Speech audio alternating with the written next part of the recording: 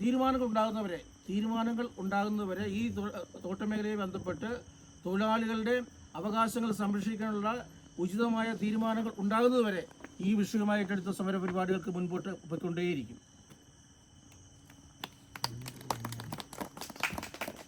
തെരഞ്ഞെടുപ്പല്ല വിഷയം, തെരഞ്ഞെടുപ്പിൻ്റെ സമയത്ത് ഈ വിഷയം അവതരിപ്പിച്ചാൽ കൂടുതൽ അത് ചർച്ച ചെയ്യപ്പെടുമെന്നുകൊണ്ടാണ് ഇപ്പം നമ്മൾ ഈ വിഷയം ഇപ്പം ഏറ്റെടുത്തത്. പക്ഷേ തെരഞ്ഞെടുപ്പ് കഴിഞ്ഞാലും ഈ വിഷയവുമായി ബന്ധപ്പെട്ടുകൊണ്ട് ഈ തോട്ടം മേഖലയിലെ സാധാരണക്കാരായിട്ടുള്ള പാവപ്പെട്ട ആൾക്കാരുടെ ജീവൽ പ്രശ്നവുമായി ബന്ധപ്പെട്ടുകൊണ്ട് അവരോട് കാണിക്കുന്ന അവഗണനയ്ക്കെതിരെ ശക്തമായ സമര പരിപാടികൾക്ക് ഭാരതീയ ജനതാ പാർട്ടി എന്നും കൂടി ഉണ്ടാവും. ഈ തോട്ടം മേഖലയിലെ ജനങ്ങളുടെ കൂടെ ഒരു സംശയം വേണ്ട, അവരുടെ അവകാശങ്ങൾ നേടിയെടുക്കുന്നവരെ കൂടി ഉണ്ടാവും.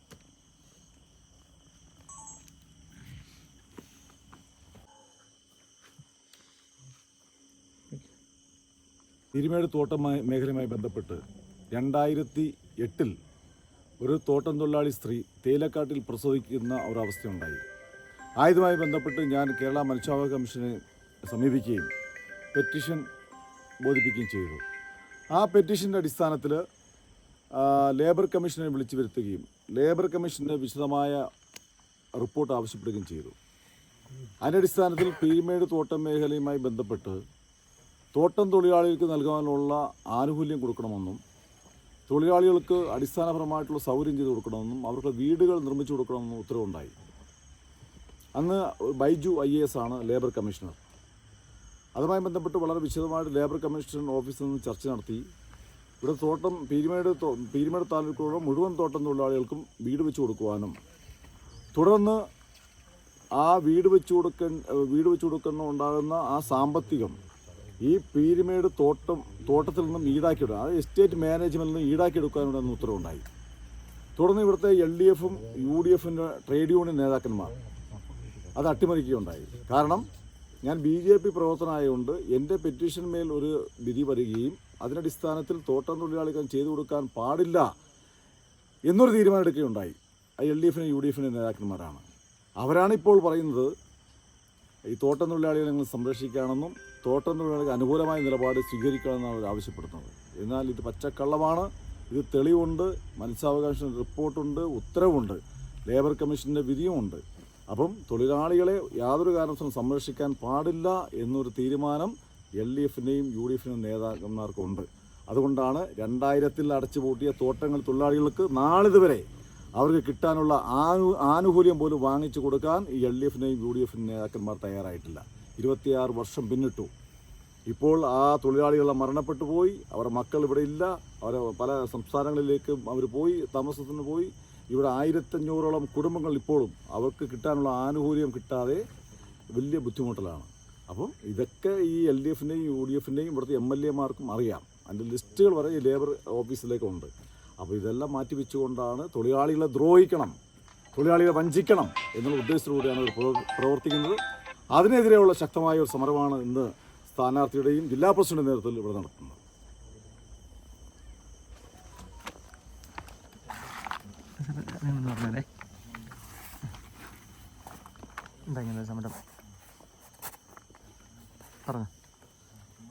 ലയങ്ങളിലെ ദുരിത ജീവിതം അവസാനിപ്പിക്കണം. ലയങ്ങളിൽ താമസിക്കുന്ന തൊഴിലാളികൾക്കും അന്തസ്സുണ്ട്. തൊഴിലാളികളുടെ അന്തസ്സ് സംരക്ഷിക്കപ്പെടണം.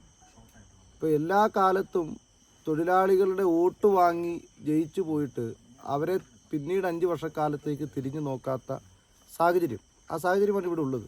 അത് ഈ തിരഞ്ഞെടുപ്പ് കാലത്തിലെങ്കിലും ചർച്ച ചെയ്യപ്പെടണ്ടേ. അതുകൊണ്ടാണ് ഈ തിരഞ്ഞെടുപ്പ് കാലഘട്ടത്തിൽ ഒരു സ്ഥാനാർത്ഥിയായ ഞാൻ ഇത്തരത്തിലൊരു ഒരു സമരം, ഒരു ഐക്യദാർഢ്യമാണ്. ഇതൊരു സമരമോ പ്രതിഷേധമൊന്നുമില്ല. നമ്മളുടെ ഈ നിയോജക മണ്ഡലത്തിലെ ഏറ്റവും അടിസ്ഥാന ജനവിഭാഗം എന്ന് പറയുന്നത് തോട്ടം തൊഴിലാളികളാണ്. തോട്ടം തൊഴിലാളികളുടെ ജീവിതം നരകതുല്യമാണ്. ഞാൻ ഈ ലയങ്ങളിൽ ഒരു സ്ഥാനാർത്ഥി എന്ന നിലയ്ക്ക് തന്നെ നേരിട്ട് പോയി കണ്ട് ബോധ്യപ്പെട്ടതിൻ്റെ അടിസ്ഥാനത്തിലാണ്. അതായത് 3-4 തലമുറ ആയി ഒരു കുടുംബം ഒരേ ലയത്തിൽ തന്നെ താമസിക്കുകയാണ്. ആ ലയത്തിലൊരു ഗ്യാസ് കണക്ഷൻ ഇല്ല. കരി പുരണ്ട അവസ്ഥയാണ് ആ ലയത്തിലെ ജീവിതം. യഥാർത്ഥത്തിൽ കുടിവെള്ളമില്ല. ഈ ഗ്യാസ് കണക്ഷൻ കൊടുക്കാൻ കേന്ദ്ര സർക്കാരിൻ്റെ പ്രധാനമന്ത്രി നരേന്ദ്രമോദിജിയുടെ ഉജ്ജ്വൽ യോജന എന്ന് പറയുന്ന പദ്ധതിയുണ്ട്, അത് പ്രയോജനപ്പെടുത്തിയാൽ മതി. അതോടൊപ്പം തന്നെ കുടിവെള്ളം വീട്ടിൽ കിട്ടാൻ ജൽജീവൻ മിഷനുണ്ട്, അത് പ്രയോജനപ്പെടുത്തിയാൽ മതി. അതുപോലും ചെയ്യാൻ ഇവിടുത്തെ ഭരണാധികാരികൾ തയ്യാറല്ല. തൊഴിലാളികൾക്ക് വേണ്ടി അവരാണ് പിന്നെയും പറയുന്നത് ഞങ്ങൾ തൊഴിലാളികൾക്ക് വേണ്ടി നിലപാട് സ്വീകരിക്കുന്നതാണ്, ഞങ്ങൾ തൊഴിലാളി പ്രസ്ഥാനമാണ് എന്നൊക്കെ പറയുന്നത്. ആ തൊഴിലാളി പ്രസ്ഥാനങ്ങൾ ഇതിന് ഇടതുപക്ഷം മാത്രമൊന്നുമല്ല, വലതുപക്ഷവും ഇതേ നിലപാടാണ്. വലതുപക്ഷവും പലതവണ ഈ നാട്ടിൽ പ്രതികരിച്ചിട്ടുണ്ട്. അപ്പോൾ ഇതിൽ ഞാൻ രാഷ്ട്രീയം പറയാനൊന്നുമല്ല ഈ അവസരം വിനിയോഗിക്കുന്നത്, രാഷ്ട്രീയം പറയാൻ വേണ്ടിയിട്ടല്ല ഇത് ചെയ്യുന്നത്. പക്ഷേ ഇവിടെ അധികാരത്തിലിരിക്കുന്ന രാഷ്ട്രീയക്കാരും അതുപോലെ ഉദ്യോഗസ്ഥരും ഒക്കെ ഇതിൽ കുറ്റവാളികളാണ്. കാരണം തൊഴിലാളികളുടെ വെൽഫെയർ ഉറപ്പുവരുത്തേണ്ടത്, ക്ഷേമം ഉറപ്പുവരുത്തേണ്ടത് എസ്റ്റേറ്റിൻ്റെ കമ്പനിയുടെ ചുമതലയാണ്.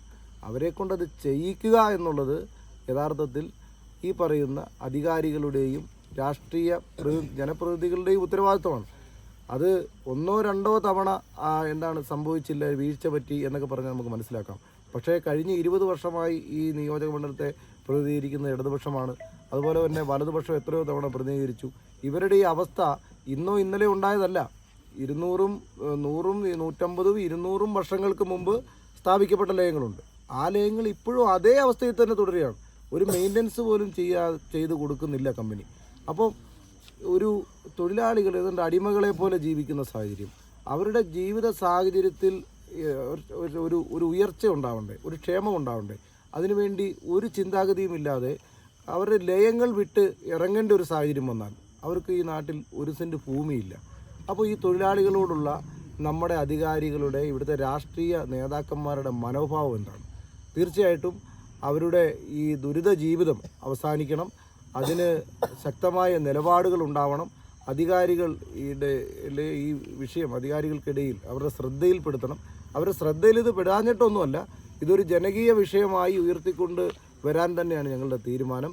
തെരഞ്ഞെടുപ്പ് സമയത്ത് തീർച്ചയായിട്ടും ചർച്ച ചെയ്യപ്പെടേണ്ട വിഷയം എന്നുള്ളത് കൊണ്ട് തന്നെയാണ് ഇത്തരത്തിൽ ഒരു ലേബർ ഓഫീസിൻ്റെ മുൻപിൽ ഈ ഈസ്റ്റർ ദിനത്തിൽ എന്ന് പറയുന്നത് ശരിയല്ല, ഈ ഈസ്റ്റർ രാത്രിയിൽ കിടന്നുറങ്ങാൻ ഞാൻ തീരുമാനിച്ചത്. ഇന്ന് ഈസ്റ്ററുമായി ബന്ധപ്പെട്ട് എല്ലാവരും വലിയ ആഘോഷങ്ങളൊക്കെ ആയിട്ട് നടക്കുന്ന സമയം, കൂടെ തിരഞ്ഞെടുപ്പുമാണ്. അപ്പോൾ അതുകൊണ്ട് ഇന്ന് ഒരു ദിവസമെങ്കിലും ഈ നമ്മുടെ നാട്ടിലെ തൊഴിലാളികൾ ജീവിക്കുന്നത് പോലെ ഭൗതികമായിട്ടുള്ള മറ്റ് സൗകര്യങ്ങൾ ഉപേക്ഷിച്ചുകൊണ്ട് ഈ ലേബർ ഓഫീസിൻ്റെ മുൻപിൽ കിടന്നുറങ്ങാൻ തീരുമാനിച്ചു. അത് ഈ നാട്ടിലെ തൊഴിലാളികളുടെ ദുരിത ജീവിതം അനുഭവിക്കുന്ന തൊഴിലാളികളോടുള്ള അവരോടുള്ള ഒരു ഐക്യദാർഢ്യപ്പെടലാണ്, അവരോടുള്ള അനുശോചനം രേഖപ്പെടുത്തലൊന്നുമല്ല. അപ്പോൾ അവരുടെ ദുരിത ജീവിതം അവസാനിക്കണം, അതാണ് നമ്മുടെ ഒരാവശ്യം. അവരുടെ ലയങ്ങളിലെ ഇരുളുകൾ മായണം, അവരുടെ അന്തസ്സ് സംരക്ഷിക്കപ്പെടണം എന്നുള്ളതാണ്.